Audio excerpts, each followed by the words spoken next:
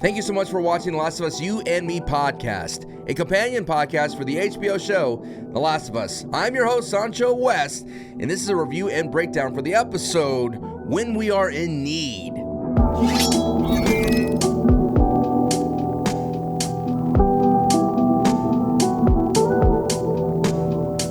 I gotta say, I don't know if there's something wrong with me, or I don't know if it was the mood I was in, but this is one of those episodes that it basically stuck to the video game track and, was good, but I don't know what I was expecting from it. It literally followed mostly the beat from the video game. Again, if this is your first time watching this podcast, we talk about the differences that occurs between the video game and the HBO show. And I played through this game before, and of course, we try to avoid spoilers, not only for this game, for The Last of Us Part 1, but for The Last of Us Part 2. And man, I just gotta say, my overall review from this episode, yes, it was nice to see Troy Baker get away out of the voice acting booth and get himself as a face acting role. It was very nice to see him play the role of James, and the David actor himself was creepy, but I think my main problem for this entire episode is when so far throughout the HBO show, we've run in through factions where they all believe that they're doing the right thing. Granted, David's faction is totally doing the wrong thing, but it is so sadistic that it's not at the fault of the people of David. David is just a very bad dude. This man is feeding people to his people and using the Bible as a front, which is a very sad thing, because when he reveals himself that he has a violent heart, there's no sympathy in this character. Granted, in the video game as well, David, played by Nolan North, who does the voice of Drake from Uncharted, there's no sympathy as well. And I would have to say that I really did enjoy Nolan North's performance of David as a lot more so than the TV show character, because granted, Nolan North's voice is very creepy, and especially at that one scene at the very end between that battle of David and Ellie, that creepiness comes out more so than in the show. Now, like I mentioned, this is sticking to the video game track beat for beat. There are a couple of changes, but I feel that because this episode has zero kind of connection between Joel and Ellie for majority of it, and that is what so far has been the strength of the HBO show. And another strength is showing you more of the world of what is that we didn't see during our playthrough of The Last of Us Part 1. This episode opens up with a kind of look at what's going on with David and his world and his faction. And you see that David is preaching to his people in a very church-like way inside the mess hall. And I'm thinking, great, I'm about to dive into David to see what makes David tick. And it is a bummer that Kathleen and Perry in those episodes in Kansas City got more love, so to speak, in terms of screen time, more so than David, by far The Last of Us Part 1's biggest villain. And I think, to me, that is a disservice. And I think now we're getting to feel the feel of the squeeze of having a limited show run. And granted, I got to understand, if you're looking at a business standpoint to it, does HBO know that The Last of Us is going to be a surefire bet? No. If it was, it would have had definitely more episodes to work with. We're condensing a huge, 10, 12-hour game into 9 episodes, and the concern started to build up as we got further and further along, and we only were running low on episodes. And looking at the run times of those episodes, you're like, okay, how can they cover the most pivotal moments in the game with few episodes and little minutes of runtime? And I really did feel it in this episode that I saw that this episode should have been a 2-parter.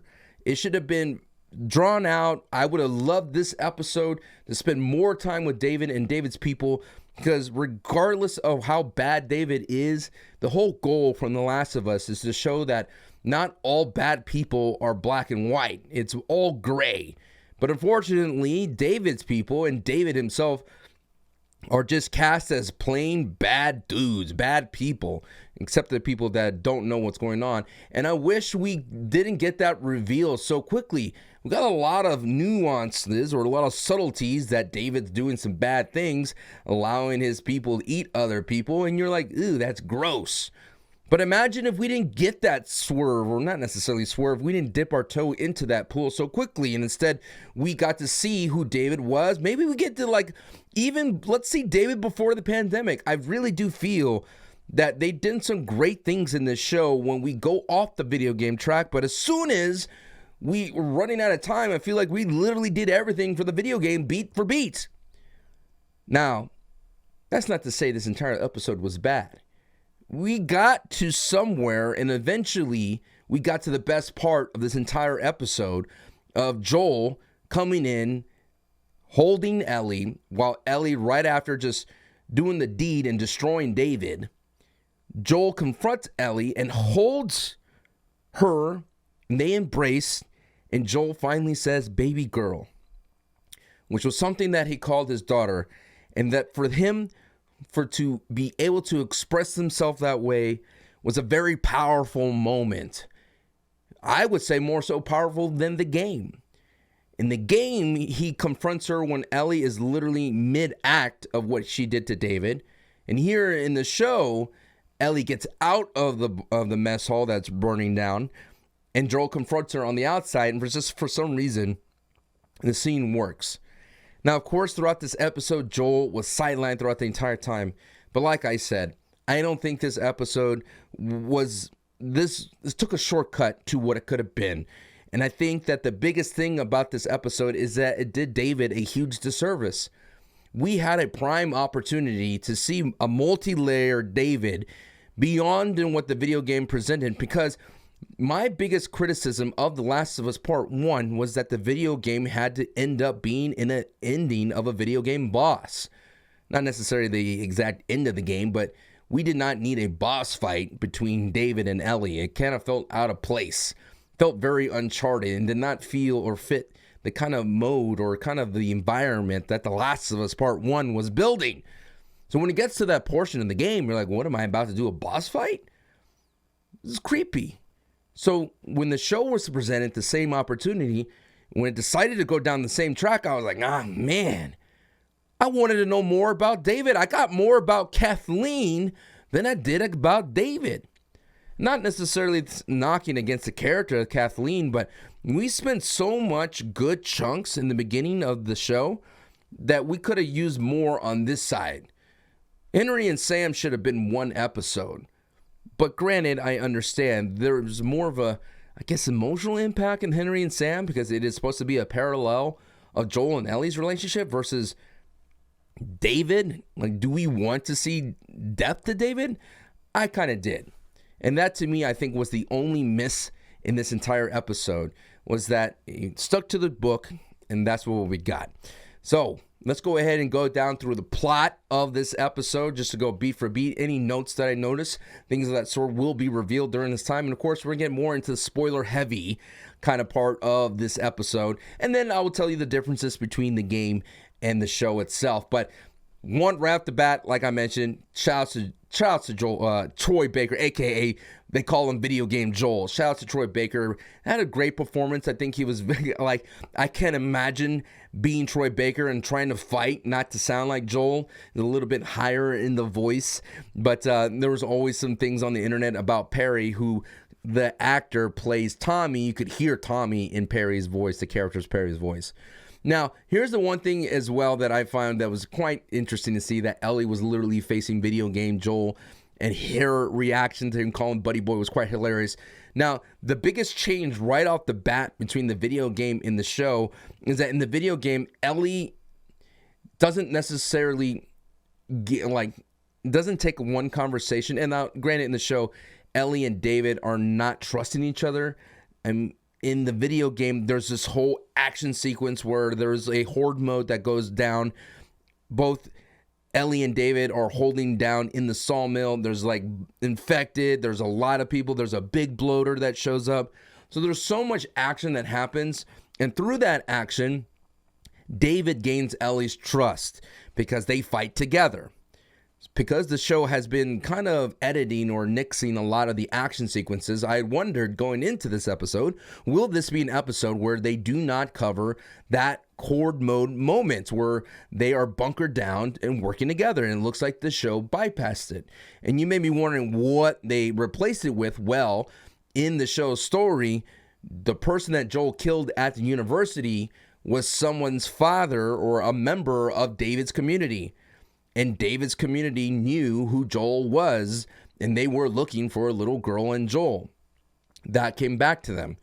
So when David confronts Ellie, or David and James confront Ellie in the show over a deer, they already know who she was, and instead of capturing her, they instead try to let her go. But David reveals his hand, because when James comes back, after you have a nice little dialogue between David and James about religion in a post-apocalyptic world, James, aka Troy Baker, holds her at gunpoint. David tells her to put the gun down, and this is just a weird thing, and I agree with Troy Baker's characters. Why would you let her go? But obviously it's later revealed that David has other uses for Ellie, which is quite nefarious and quite nasty. But that is the difference between the game and the show.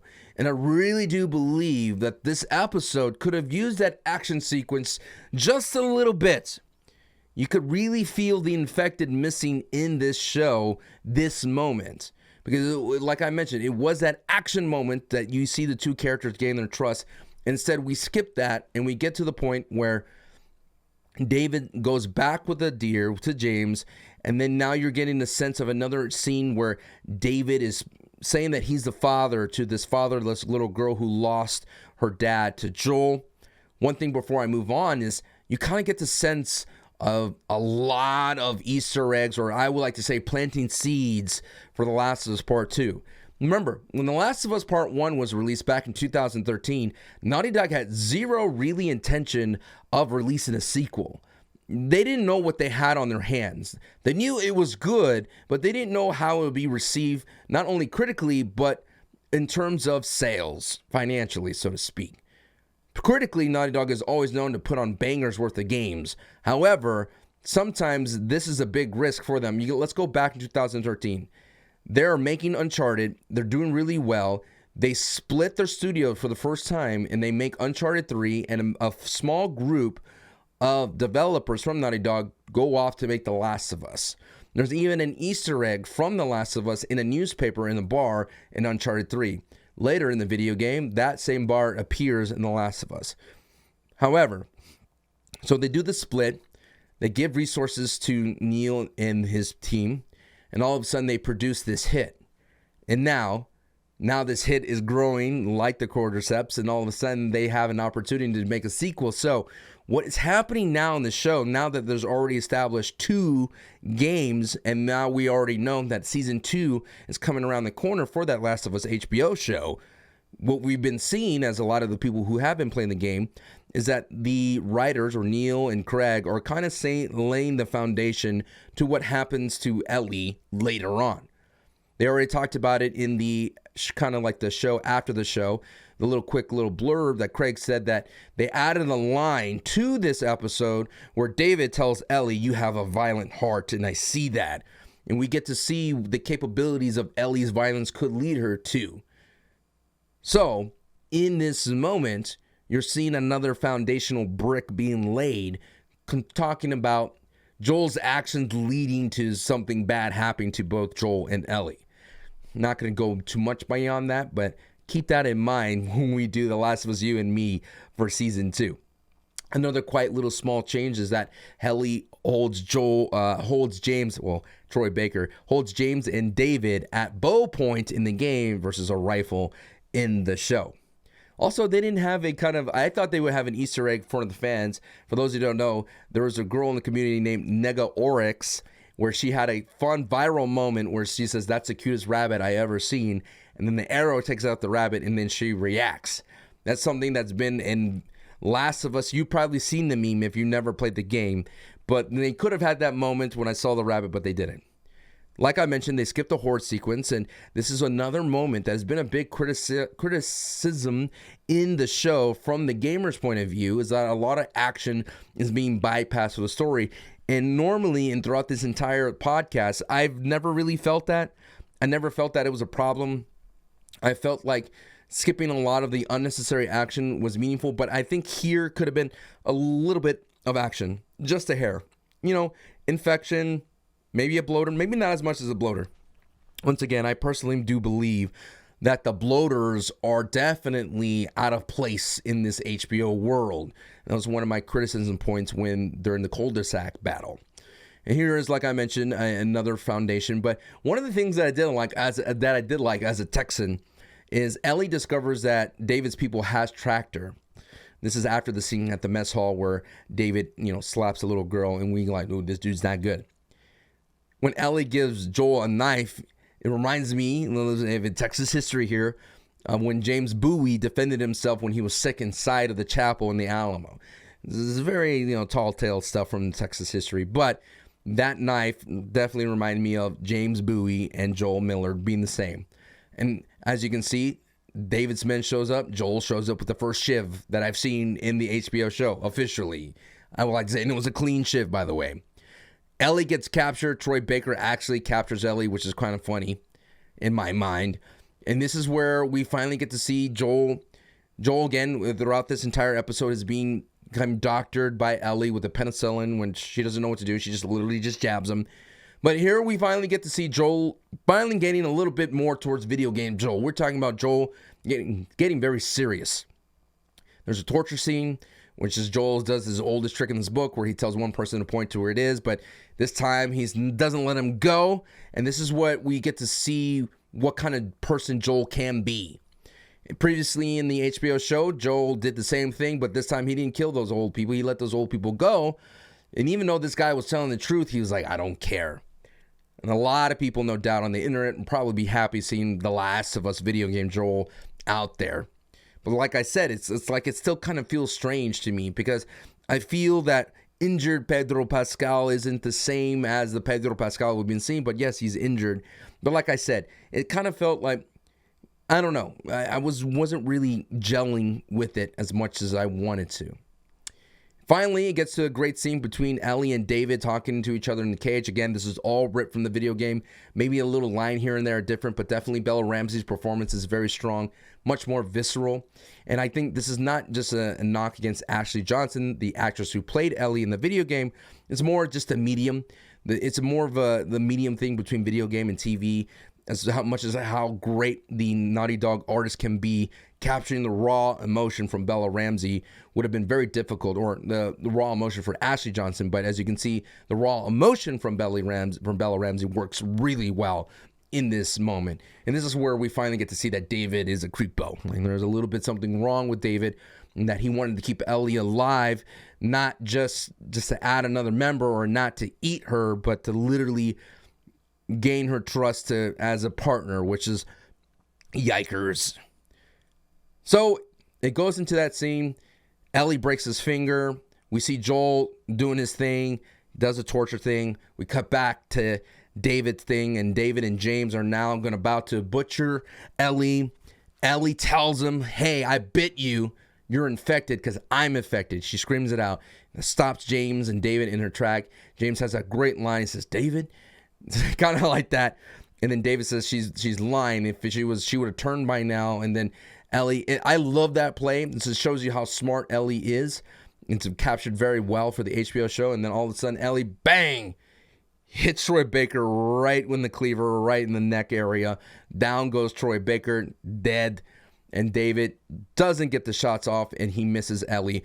And this is where it goes again. We're in the video game track, and it's chugging along, and I'm like, wow, okay, it's cool that they're able to pull off this moment. It literally looks straight from the boss fight from the video game, but to me, it's just there's no. It would have been nice just to know what kind of a man that David was. He talked about earlier with Ellie that he was a teacher and he turned into a preacher. Like, I wanted more of that. I wanted to see the fall of this man, or I wanted to see this kind of infestation of violent heart that he's been talking about. Like, don't just tell me that you're a violent heart person and don't just have lines about it.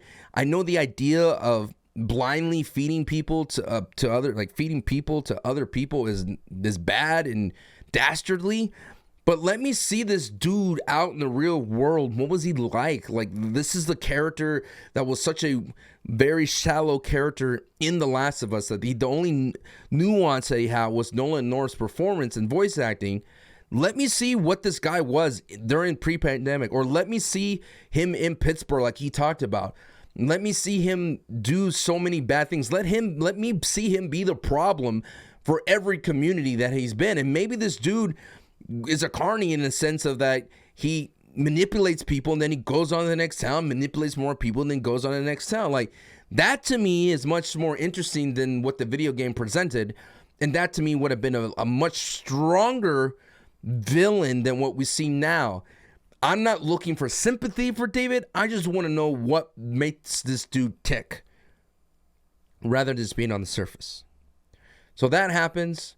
And like I mentioned in the video game, when Ellie is striking David, in the video game it's a machete, here it is a meat cleaver.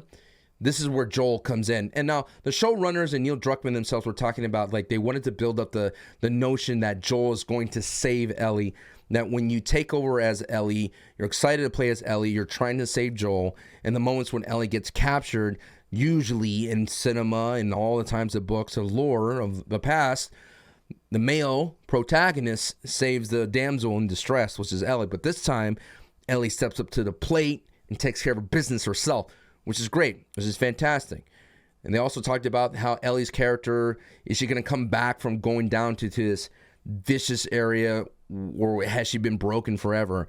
But like I mentioned, the best part about this entire episode is the final moment, is when we finally get Joel to say baby girl, and it was delivered perfectly. The action between Pedro and Bella Ramsey was done very well. Again, the strength of the HBO show is like the same thing from the video game, is Joel and Ellie's relationship. And Pedro Pascal and Bella Ramsey have done a great job of building this relationship. And also, it's fascinating to me that all the social posts that everybody, HBO, everywhere, is you really see the bond between Bella Ramsey and Pedro Pascal. It's a very fatherly and daughterly bond. And that's what I enjoy watching the most.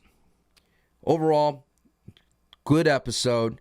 And I can't believe that the next episode is literally the last one. And for those of you that have been watching this entire time, thank you so much. Please consider subscribing to the main channel and things of that sort, and continue to follow me and at SanchoWest. Typically, I love to do any kind of like Twitter thing, but I've been busy lately, so I do apologize for not having your tweets featured. But let me know what you think about this. And the main thing, like I mentioned before I sign off, is that we have one episode left, which is going to be the final hospital scene at the very end of the game. Now, I don't know how they're going to do it. I don't know how they're going to wrap this up, but it's going to be a tall tale for them. Regardless, it's been awesome covering this show for you, and it's been awesome as well that this show has been made. Let me know in the comments what you think about this episode and for the entire show. And hey, I guess your predictions for the last one. All right, thank you so much. This has been SanchoWest, and as always, endure and survive. Peace.